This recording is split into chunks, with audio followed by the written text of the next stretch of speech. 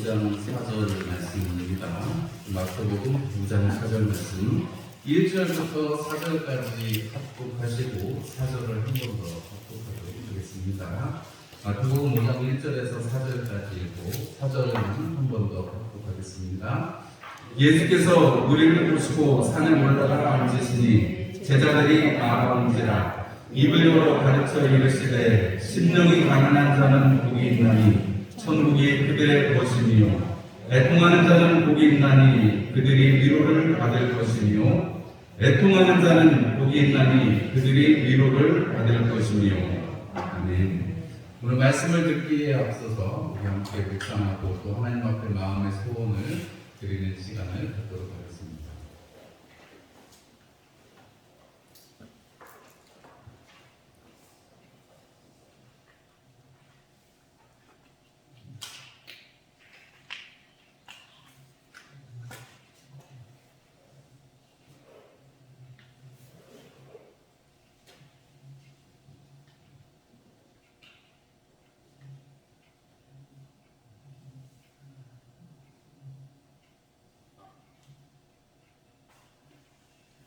아멘.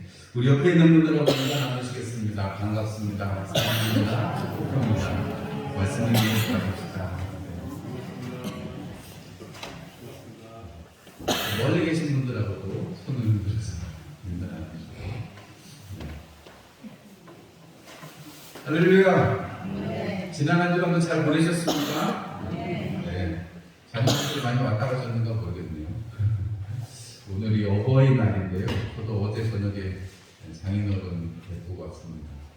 양가에서 딱 한 분 이제 남으셨는데 건강하시게 잘 지내고 계셔서 감사하고 또 함께 또 저녁 먹고 자녀들, 친척들 다 모여서 애들이 시끄러운 애들이 조금 그렇죠. 시간을 잘 보내고 왔습니다. 오늘 마태복음 5장 4절을 가지고 애통하는 자라는 제목으로 함께 말씀을 나누려고 합니다. 여러분 오늘 말씀을 들으시고 오늘 우리가 정말 참 하나님 앞에 은혜를 받는다는 것이 어떤 것인지를 좀 다시 한번 생각해보는 그런 시간이 되면 좋겠습니다. 왜냐하면 애통하는 것이 꼭 필요하기 때문이고 애통하지 않는다면 사실은 우리가 하나님 나라에 들어갈 수 있을까, 하나님 나라에서 잘 살 수 있을까 하는 질문을 해보게 되기 때문에 그렇습니다. 유명한 영국의 목사님이셨던 스펄전 목사님은 메마른 눈으로 천국에 올 사람은 아무도 없다 이런 말씀을 남기셨어요. 이 애통하는 자에 관한 설교에 목사님들 설교에 빠지지 않고 나오는 목사님, 이 스펄전 목사님의 말씀이에요. 눈물 없이 천국에 들어오는 사람은 아무도 없다. 애통한다는 건 운다는 건데 우는 거 없이 천국에 들어올 수가 없다는 거죠.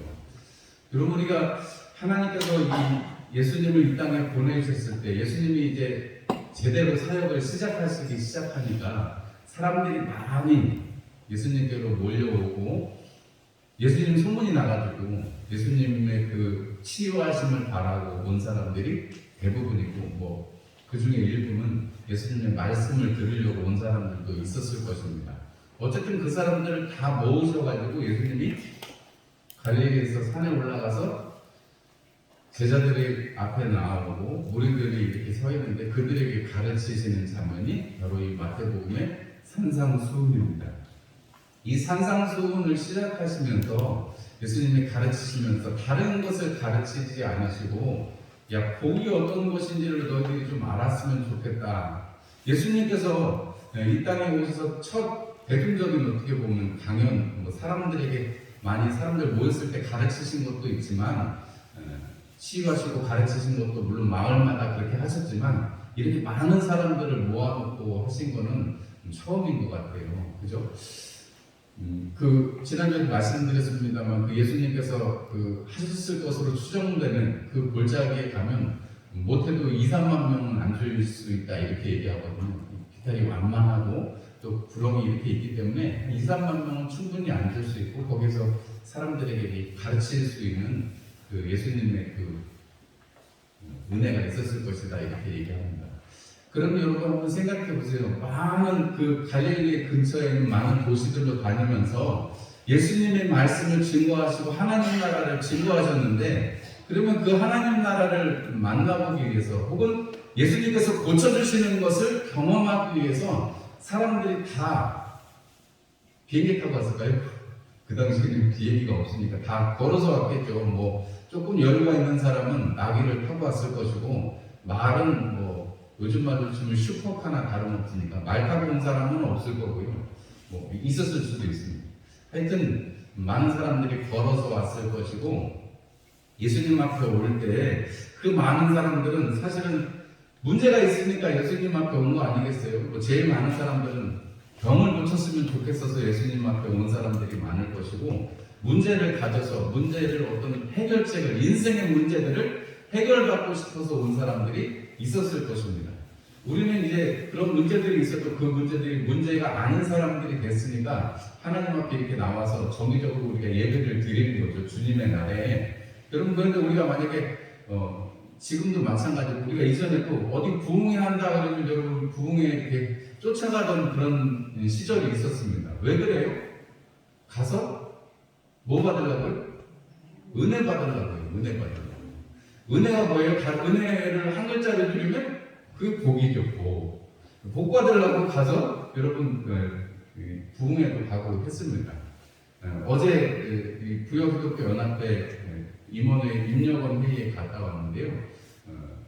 올 여름에 연합성회도 하고 가을쯤에 우리 기독교 가수인 소양 씨를 불러가지고 지금 섭외 중이라고 하는데, 그래서 저기 북남지에서 콘서트도 하고 그러려고 한답니다. 분하고 교회에서 이 재정을 좀 대줘가지고 주최는 이제 기독교연합회에서 하고, 그래서 이제 CBS랑 연결해가지고 큰 콘서트를 하고 그러려고 합니다. 뭐 그거 아니고 군에서도 여러 가지 뭐 연고 축제라든지 축제들을 이제 다시 다 하게 되죠. 이제 뭐 코로나가 이제 거의 끝나가는 시점, 코로나는 끝나지 않을 것 같지만 어쨌든 이렇게 우리가 마스크도 많이 벗고 일상생활로 돌아왔기 때문에 이게 회복되어 가는 중에 있습니다. 이런 회복되어 가는 중에 우리 교회도 이제 2년 동안 아무것도 하지 못했는데 함께 연합해서 모이고 은혜를 받으려고 합니다. 왜냐하면 모였을 때 힘이 나오고, 주님이 오시는 날을 볼수록 가까이 올수록 더욱더 힘써서 모이자고 성경은 권면하고 있습니다. 그래서 우리가 우리 교회도 마찬가지고요. 이제 더더욱 모이기에 힘쓰는 저와 여러분들이 되면 좋겠습니다. 어쨌든 예수님 앞에 이렇게 모인 사람들, 삶에 문제가 있고 여러 가지 어려움이 있으니까 제일 원하는 것은 복을 받는 것입니다. 예수님이 가르치실 때 뭐 오랫동안 가르치실 때 이 산상수훈에 있는 얘기만 다 얘기해도 예수님이 뭐 가다가 사람들이 너무 배고플까봐 오병이요, 칠병이요 이런 것도 베풀어 주시는 것을 보면 예수님은 아주 길게 가르치셨던 듯합니다. 뭐 저처럼 30분밖에 못 가르치는 그런 수준이 아니고, 예수님은 뭐 오후 내내 혹은 저녁 늦게까지 이렇게 가르치시기도 하셨으니까, 여러분 우리가 사실은 이렇게 사모하는 마음이 있으면 사실은 뭐 10분이든 20분이든 30분이든 그게 무슨 중요하겠어요. 우리의 마음이 애통하는 마음이 되면, 하나님의 위로를 바라는 마음이 되면 그 얘기를 듣고 있는 것 자체가 사실은 나에게 큰 이득이 되기 때문에 그렇지요. 그렇죠, 여러분. 여러분 혹시 저의 저희가 30분인데 3시간처럼 느껴지시면 죄송합니다. 제가 더 기도하고 더 하나님 앞에 은혜를 구하는 사람이 되겠습니다. 그런데 여러분 30분이 10분처럼 느껴질 때도 있잖아요. 그죠? 금방 지나갈 때도 분명히 있습니다.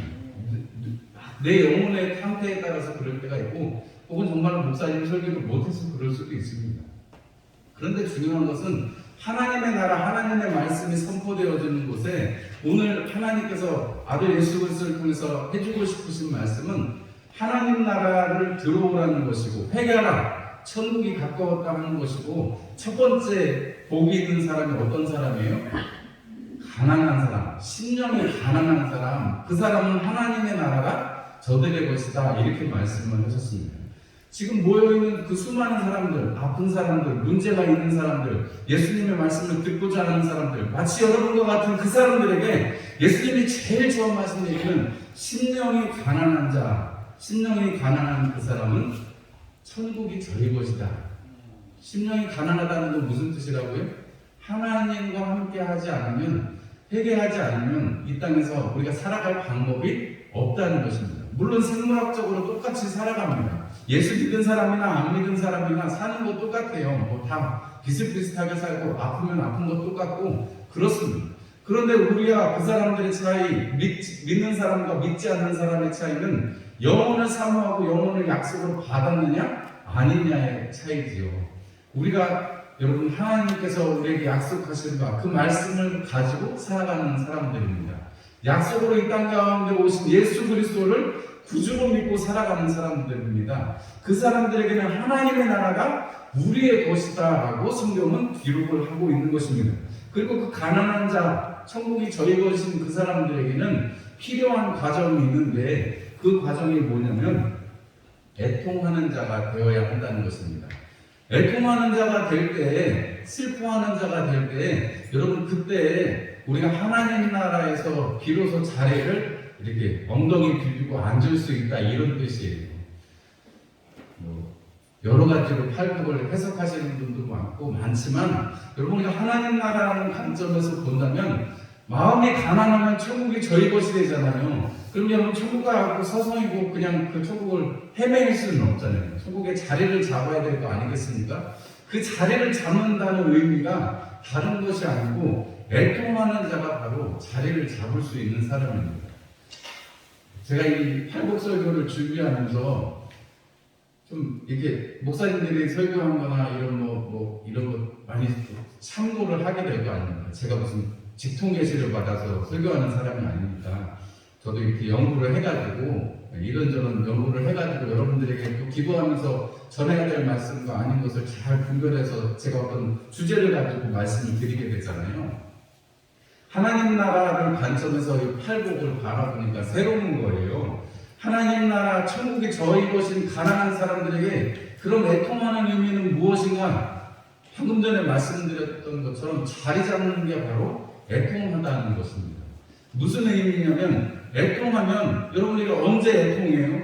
슬퍼서 애통하잖아요. 그래서 이 원어적인 의미에서는 죽은 자를 위해서 애통하는 의미가 있고 다른 사람들의 타인의 어려운 처지를 보고 애통하기도 하고 그리고 죄에 대해서 슬퍼하는 그러한 애통이 있습니다. 세 가지 의미가 이 애통한다는 것에 담겨 있는데 여러분 마음이 가난한 자는 천국이 저희 것이다 이렇게 말씀했습니다.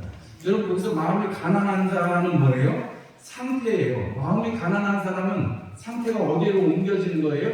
하나님 나라로 옮겨지는 거예요. 그런데 오늘 여기 보니까 애통한 자가 아니고 애통하는 자라고 표현합니다. 애통하는 행위를 가지고 있는 사람에게 하나님의 위로가 있다. 여러분 위로는 누구에게 있는 거예요? 하나님께서 애통하는 사람들에게 주신다는 거예요. 천국에 들어와서 어디 갈 바를 몰라 있는데 우리를 자리를 딱 잡아주시고 야 너 이리 와서 여기서 지내라 하고 하나님이 해주신다는 거예요. 좀 이해가 되시는지 모르겠습니다. 여러분 우리가 애통한다는 것은 슬픔을 말합니다. 눈물을 말합니다. 여러분 하나님 앞에 똑바로 살고 싶어도 똑바로 살지 못하기 때문에 우리가 슬퍼할 수밖에 없는 것입니다. 물론 사람들은 육신의 조건이 부족한 것 때문에 많이 울네요. 가진 게 없어서 울기도 하고 단기가 슬퍼서 울기도 하고 여러 가지 문제가 생겨서 혹은 어려운 일이 생겨서 사람들은 웁니다.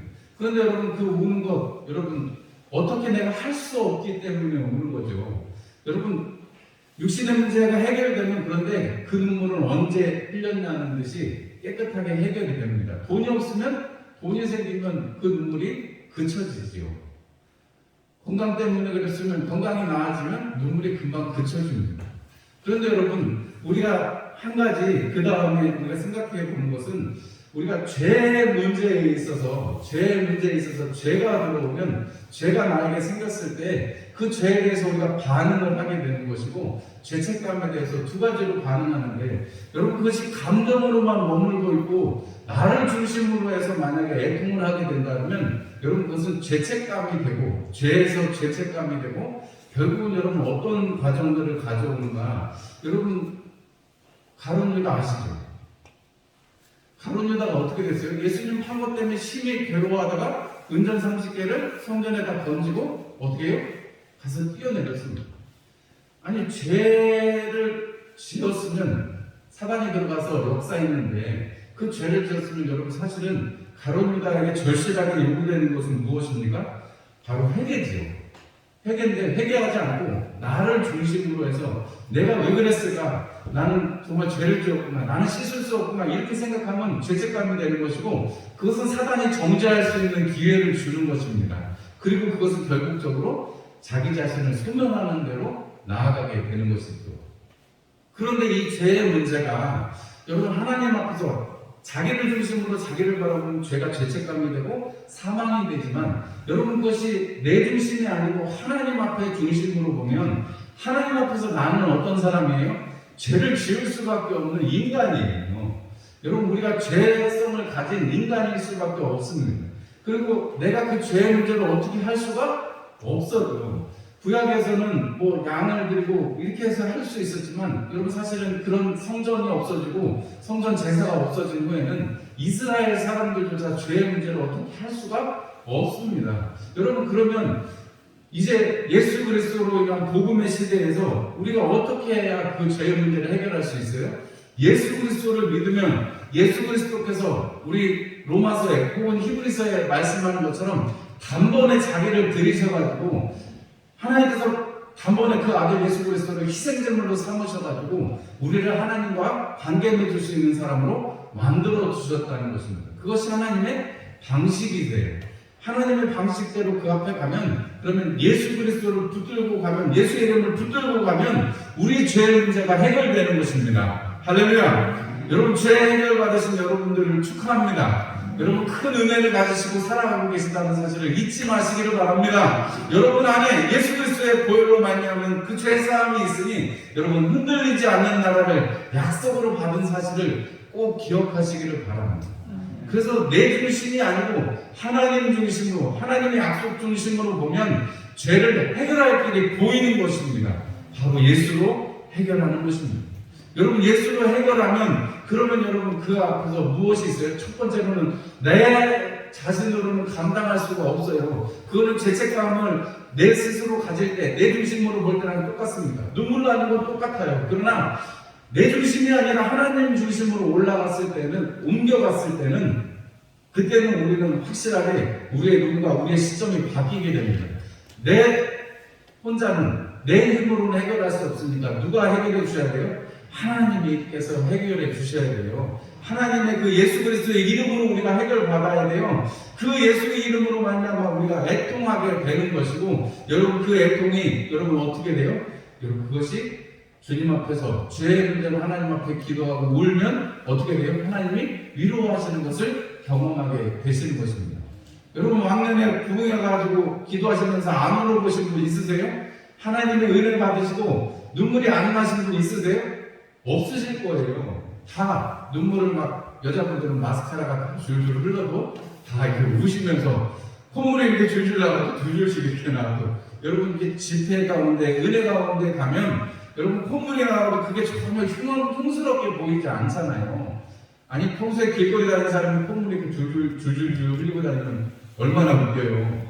저 사람 모질란가 보다 이렇게 싶지만 우리가 예배를 드리면서 하나님 은혜에 감사하고 기도하면서 하나님 은혜에 젖어서 흘리는 눈물 콧물은 여러분 그것만큼 보배로운 게 없지요. 여러분 천국에 그거 없이는 못 들어간다니까요.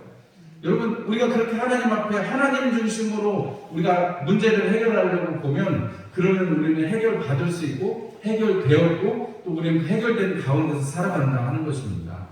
여러분 우리가 이렇게 육신의 문제가 아니라 영적인 문제, 이 죄의 문제를 가지고 하나님 앞에 이렇게 애통하면 하나님께서는 우리에게 그 문제를 확실하게 해결해 주십니다.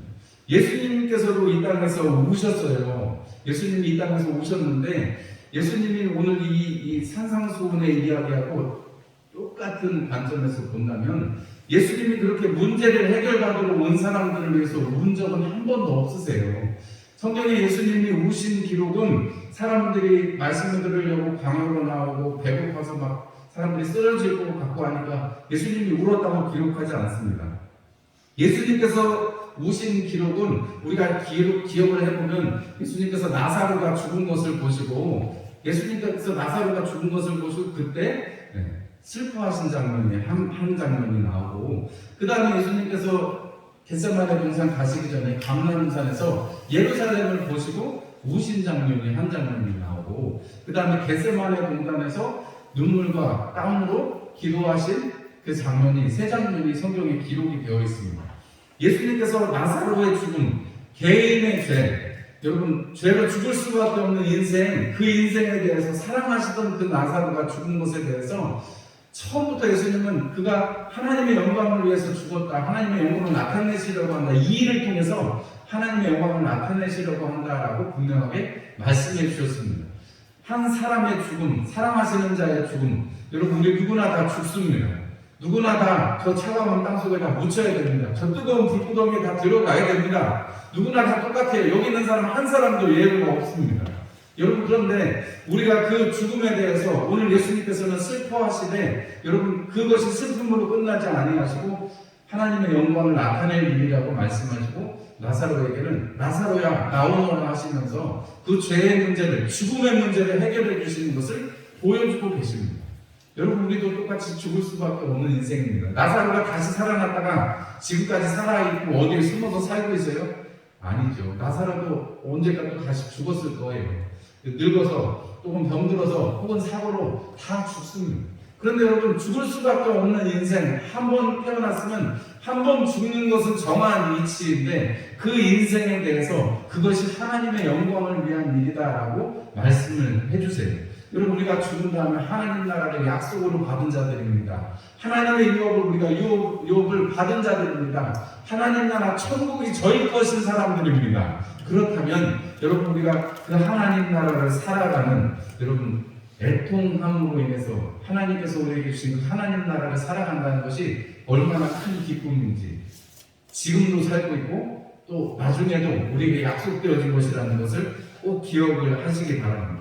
그래서 나사로의 문제를 보면 죽을 수밖에 없는 인생, 죽을 수밖에 없는 그 인생의 가장 큰 문제를 해결해 주신 것을 보고 있고 또 예루살렘이라는 것은 감람산에서 예루살렘을 바라보시면서 오는 그 장면에서는 암탉이 새끼들을 날개 아래 모으는 것 같이 얼마나 너희들을 모으려고 했느냐. 여러분 사람들의 죄가 너무나도 관영하지요. 오죽했으면 하나님께서 물로 홍수를 내시고 내가 다시는 물로 심판하지 않겠다고 무지개를 약속으로 주기도 하셨습니다. 그 다음에 불로 심판이 오실 터인데 여러분 우리가 이 예루살렘을 향해서 예수님이 울고 계시는 이 모습을 보면 여러분 우리가 공동체를 향한 하나님의 그 슬퍼하심 하나님께서 애통하게 하심이 바로 우리가 예수 믿는 사람들이 여러분 나라를 위해서 자기 공동체를 위해서 헌신하는 거 보시죠. 여러분 우리 독립선언한 33인 중에 27인인가요? 그 기독교인이잖아요. 여러분 우리 재헌국회 때 이 대한민국이 세워질 때 기도하고 이 대한민국이 시작된 나라가 대한민국입니다. 그때는 기독교율이 5%인가 이렇게밖에 되지 않았지만 여러분 이 나라를 대표하고 이 나라에 법을 세우는 기관이 국회에서 여러분 기도하고 시작했습니다. 여러분 이 대한민국이 하나님 앞에 그렇게 하나님 나라를 사모하고 그 하나님께서 세워주신 은혜를 사모하는 이 대한민국을 세워가는 이 과정에 얼마나 많은 믿음의 선진들이 수고하고 또 그렇게 애통하는 눈물을 흘렸는지 여러분들은 꼭 기억하시고 나도 그런 사람이 되어야 되겠다. 나도 공동체를 책임지는 사람이 되어야 되겠다. 여러분 너무 멀리 가지 않으셔도 좋습니다. 우리 합성교회가 정말 하나님 앞에 은혜를 얻게 해주시고 또 하나님 은혜 얻은 것을 잘 나타낼 수 있는 사람들이 되기를 원합니다 라고 기도해 주시고 우리 선교지만 책임지고 기도해 주셔도 됩니다. 또 우리 대한민국만 책임지고 기도해 주시면 됩니다. 저기 멀리 다른 나라까지는 너무 힘드시면 안 하셔도 되니까 여러분 적어도 우리가 가지고 있는 이 바운더리 안에서는 이 경계 안에서는 우리가 함께 애통하고 함께 슬퍼하는 것이 맞습니다. 여러분 예수님께서 마지막으로 세 번째 겟세마네 동산에서 슬피 우셨습니다. 여러분 그것은 여러분 하나님께서 하나님의 아들 예수 그리스도를 통해서 십자가 지게 하시기 전에 내 뜻대로 마시고 아버지의 뜻대로 하옵소서. 여러분 우리가 이 땅을 살아가면서 정말 슬퍼해야 될 계속해서 애통해야 될 이유가 뭐겠어요? 하나님의 사명이 우리 가운데 있는데, 하나님의 은혜가 우리 가운데 있는데, 우리가 그 뜻대로 살지 못해서, 여러분, 내 뜻대로만 해주세요. 우리는 늘 그렇게 기도하잖아요, 사실은.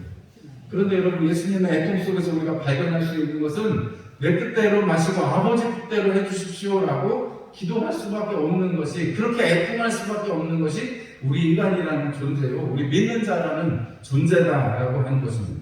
여러분, 그렇기 때문에 우리가 애통한다면 하나님 나라의 자리를 잡는 것이다, 자리를 잡게 해주시는 것이다. 아까 제가 서두에 말씀을 드렸는데, 여러분, 그게 바로 하나님의 위로라는 거예요. 여러분, 위로는 누가 주시는 거예요? 하나님께서 주시는 거예요. 하나님이 우리를 위로하세요. 그러면 하나님이 옆에 계셔야 위로를 해주실 거 아니겠습니까? 우리가 큰 슬픔이 있을 때 여러분 옆에서 함께 울어주는 게 제일 큰 위로잖아요.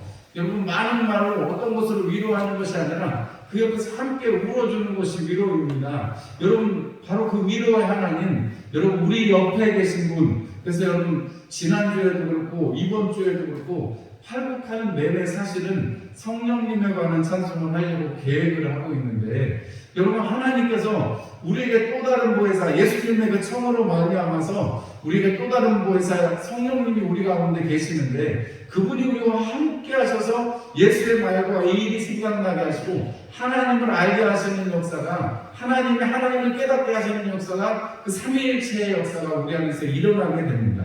겟세마네 동산에서 계속해서 하나님의 그 뜻을 구하고 하나님과 함께 살기를 사모하셨던, 하나님의 일을 이루기를 원하셨던 그 예수님께서, 여러분, 하나님 나라 뜻을 위해서 기도하신 것, 주기도문을 가르치실 때도 어때요? 뜻이 이 땅에 이루어지이다. 여러분, 그것이 위로지요. 하나님의 뜻이 이루어지는 것, 그것이 위로이겠죠. 진정한 위로겠죠.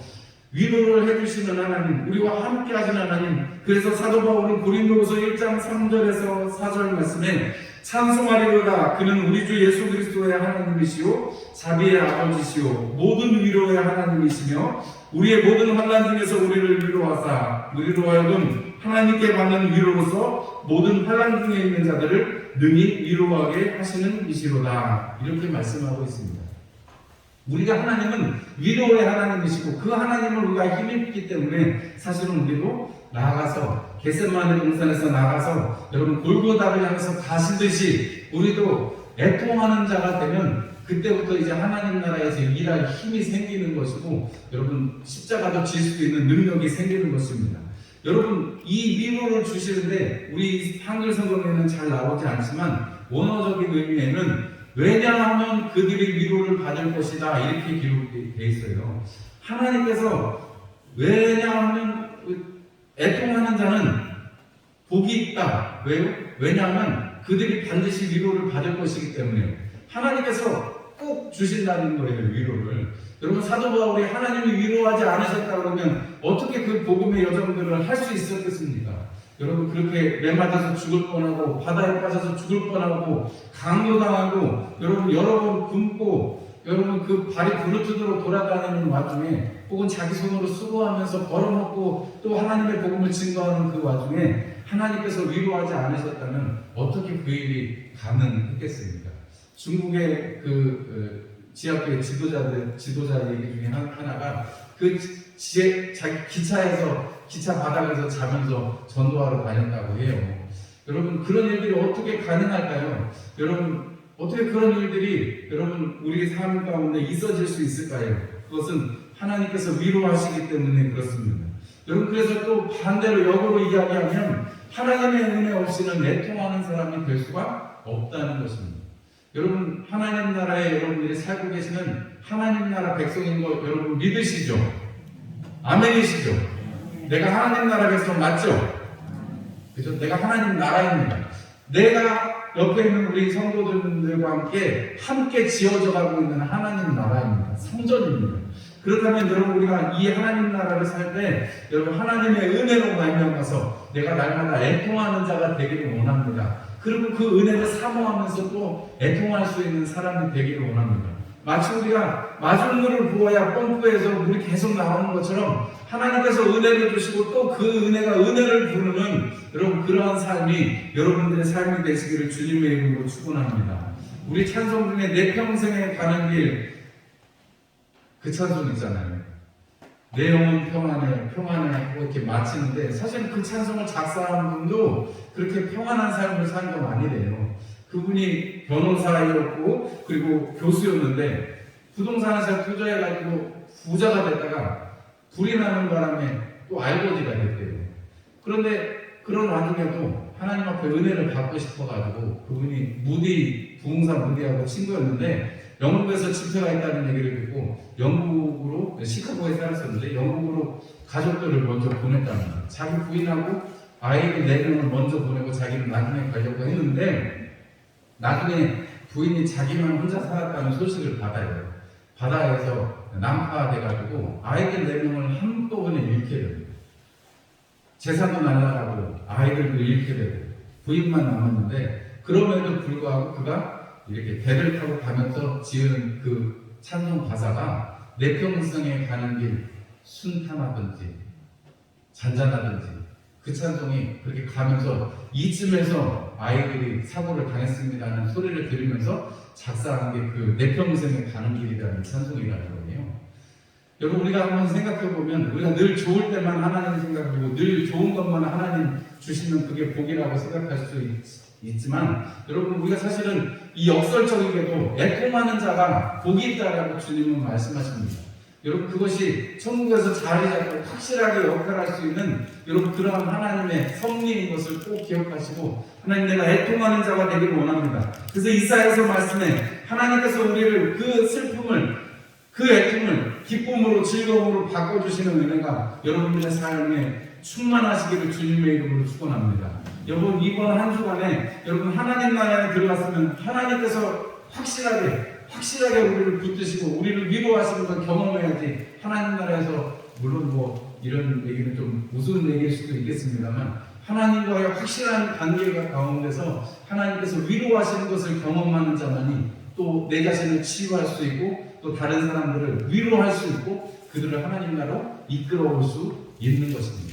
그런 힘찬 은혜가 여러분 그러한 위로의 은혜가 이번 한 주간에 충만하시기를 주님의 이름으로 축원합니다. 우리 함께 찬송 드리겠습니다. 찬송 190장 찬송 드리시면서 하나님 앞에 준비한 예물을 봉헌하도록 하겠습니다. 찬송가